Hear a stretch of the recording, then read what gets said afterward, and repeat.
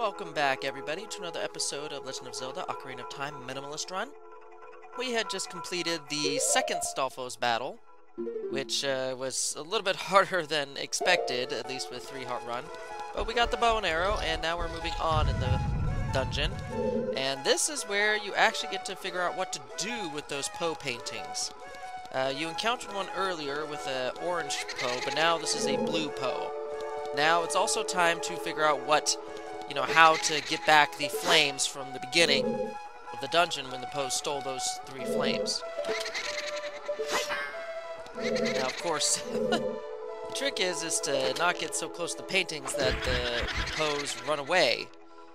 Because if you get too close, they'll know that you're trying to aim for them with the bow, and then, of course, switch to another painting. Now, obviously, if there's one painting left, then it's got nowhere else to go, and you can fire with impunity, and you can draw the Poe out of the painting.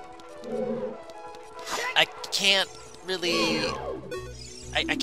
number how many times I failed at doing this when I first played this game. Like, I couldn't judge the distance between how far I needed to be from the painting so that they wouldn't run away when I drew up my bow to go fire at them, and it resulted in a lot of frustration trying to find that sweet spot, just far enough away so that they won't run away, but just close enough that I can actually get a good shot.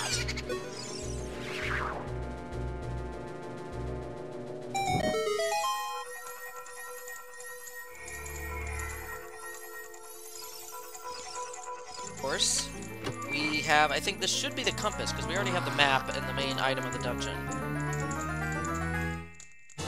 Yep, I was right. So now that the flame is back here, the blue flame has now been lit. Does that mean the flames that was stolen, or at least the blue flame that was stolen from the entrance to the dungeon, is that back too? Could be. So now you have to do a little backtracking, and it's needed to go after this other Poe sister. So just far enough away so you can get a good shot at it.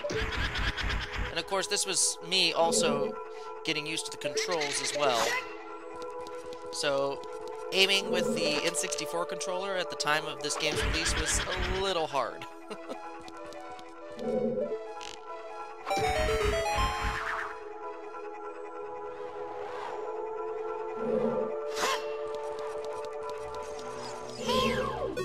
Now, this is Joelle. I think the previous one that we just fought was Beth. There isn't anything specifically different about these Poes that you haven't already encountered before in the graveyard and other places. However, these ones, I think they take 1 or 2 extra hits. So I think 2 jump attacks usually gets rid of most Poes. These require 3. So I think they have like 6 hit points, as it were. But not much different from a normal everyday Poe.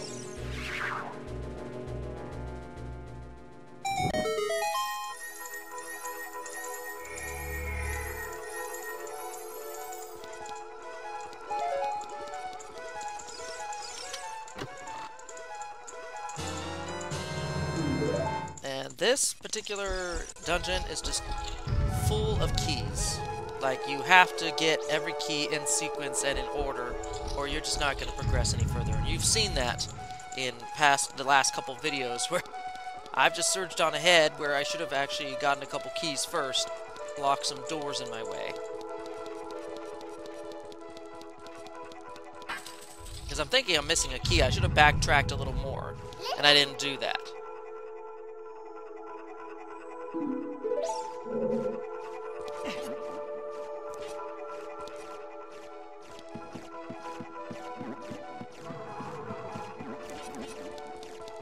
This is a straight hallway this time.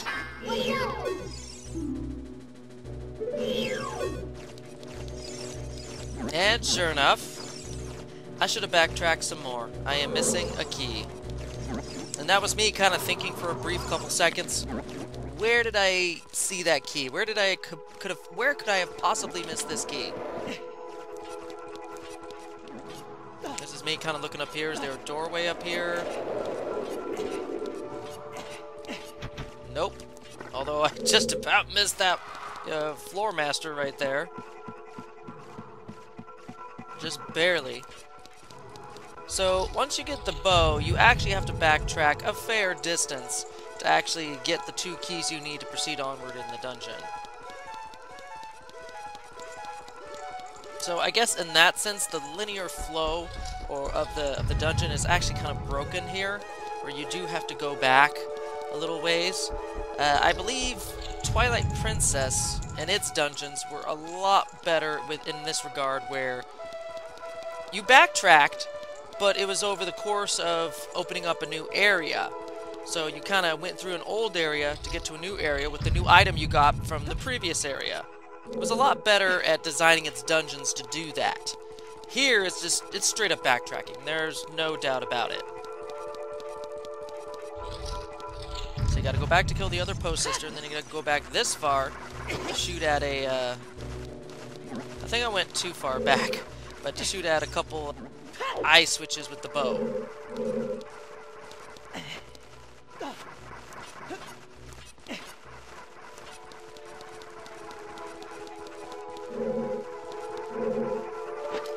Yep, here's me thinking this might be a key. As I said, it's been a while since I played this game, so I wasn't sure about what all the chests, what they all held.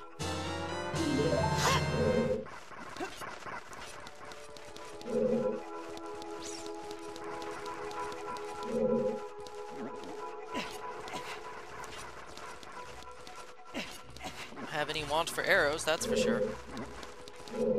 This dungeon pretty much hands them out to you like candy.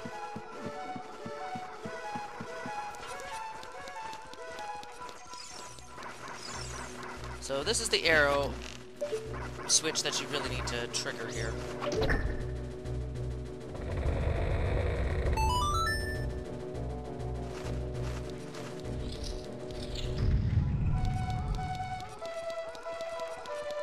Because I think this drops you into a room.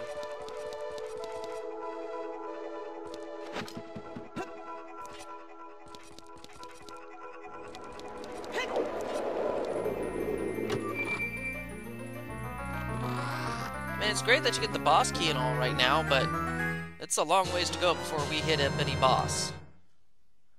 But this isn't exactly the key we're looking for. We're looking for a smaller one, but I was right, it does drop you into another room.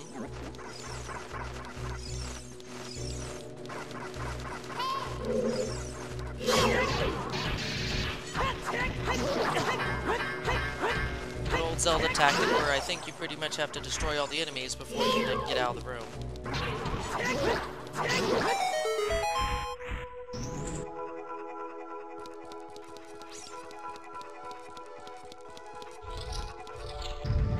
Yeah, on the whole, the Forest Temple is really confusing. It really is, and there's a lot of areas where you can just backtrack and not know where the heck to go next. And it seems like the first major dungeon of any sort of shift in story focus has this problem of being one of the more confusing dungeons. Like, for example, Link to the Past. The Dark Temple, the first temple in the Dark World, Shadow Temple? Dark Temple? I don't remember. The first temple in the Dark World. Yeah, that was really a rough and confusing dungeon for the first dungeon after the first major shift of the story. And likewise, the first major shift of this story, turning into an adult, this is your first dungeon, just as confusing.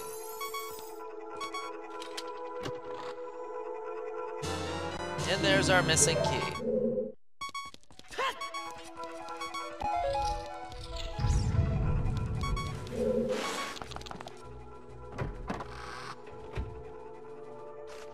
Thankfully, we have a door that leads us right back into the room that will take us on the route to where the locked key door is. Made more sense in my head before it came out of my mouth.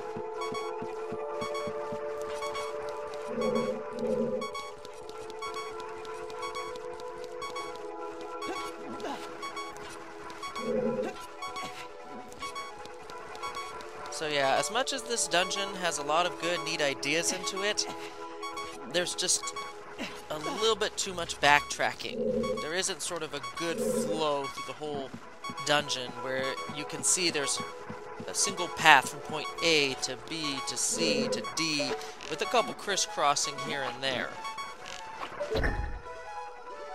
It's more like, you know, go to A, B, go back to A a little bit, C, go back to B, and then, you know, it's just, it doesn't flow as well as it should. As a dungeon, anyway. But I do have to applaud them for trying out new things. And I, you know, recently found out via Did You Know gaming video that the entire Legend of Zelda Ocarina of Time was originally supposed to be housed in the Ganon's Tower. Like, that was the whole game world, where you were in Ganon's Tower and he had taken over the whole world and everything, and you went to these different places, these different dungeons via paintings and stuff, kind of like a la Super Mario 64, but thankfully they didn't do that. But I'm pretty sure this type of dungeon would have been part of the castle. Confusing enough to be.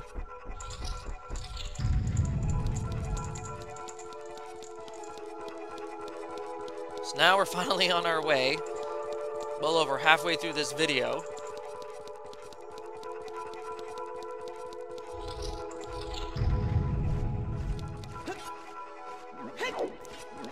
Can never grab onto that ledge. I try and jump from one to the other, but game physics won't let me.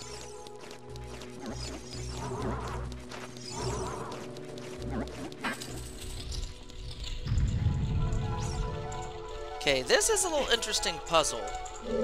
You see that there's going to be a switch that's encased in ice. Obviously, you don't have any fire arrows, and at this point in the game, without a strategy guide, you wouldn't know that they're fire arrows. So, of course, you have to shoot an arrow through the flame at the ice. I mean, in hindsight, this is a pretty easy puzzle to figure out.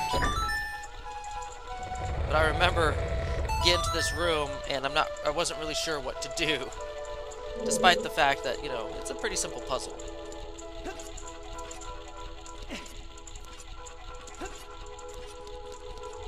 I don't even want to know what's in that water. It looks dangerous.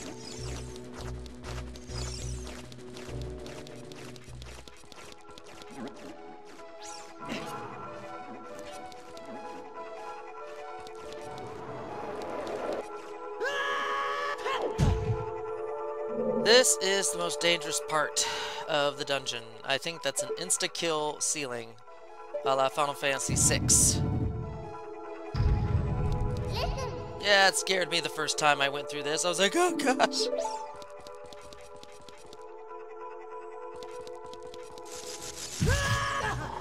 Yeah, that didn't work out so well.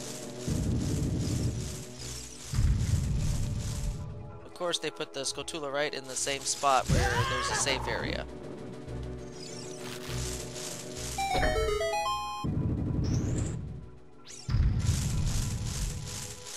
Pretty much it's a straight shot from here to there, but it's not going to be that easy. There's Skulltulas.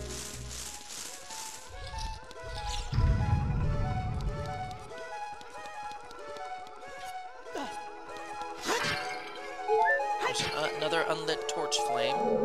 We all know what that means.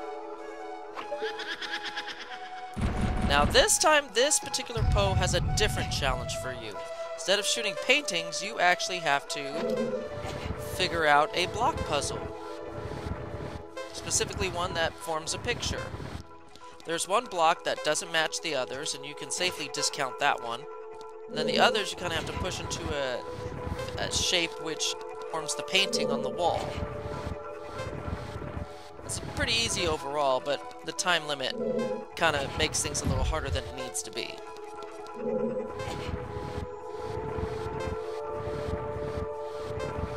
The fact that Link pushes so slow, too, kind of gives it a little air of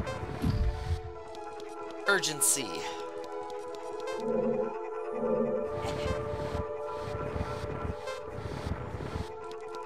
And I think I am running a little tight on the time. At this point, I'm like, oh gosh, no! Yup!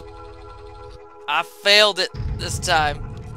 I totally failed it. Now it's trying to figure out, crap. Now how do I, you know, what configuration do I need to put this in now?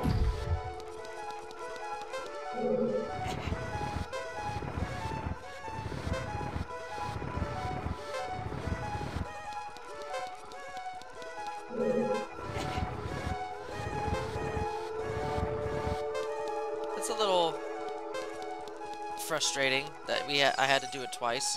I remember the first time playing through this game, I actually failed twice, so the block shifted not once, like you saw here, but twice, and I had to continue to try and resolve the puzzle 3 times in a row.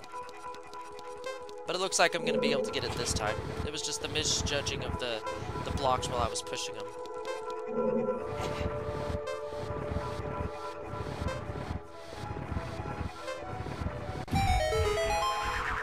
And like before, we'll be able to get rid of this Poe, which is...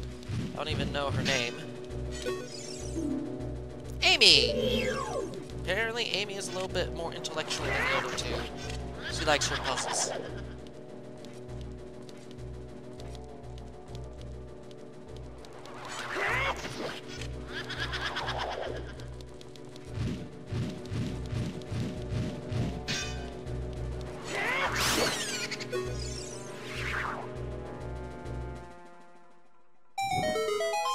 With that, we have 3 flames down. We have 1 more Poe sister to go. So following the obvious sign of the opening bars, we'll head this direction. And now that we have the bow and arrow, Skulltulas are super easy. We no longer have to wait for them, we can just shoot them straight out of the air. Oh, and the 4th Poe sister is just waiting for us back at the start. But she has a trick up her sleeve. She is not going to be taken down so easily. So one of them is the real deal. So you gotta shoot arrows or your hook shot at each of them until you know which one is the real one. But however, there's a trick to know which one is the real Poe.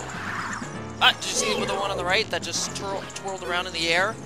That's the real one. All the others are fake. So as she reappears, look for the one that spins. Which of course would be the one on the right again.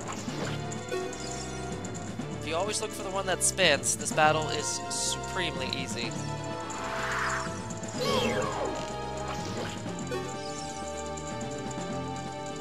So, although it was very confusing at first, and I never really got the concept that the one who spins is the one that's the real one, I still managed to beat this Poe on my first try. Playing this game, initially.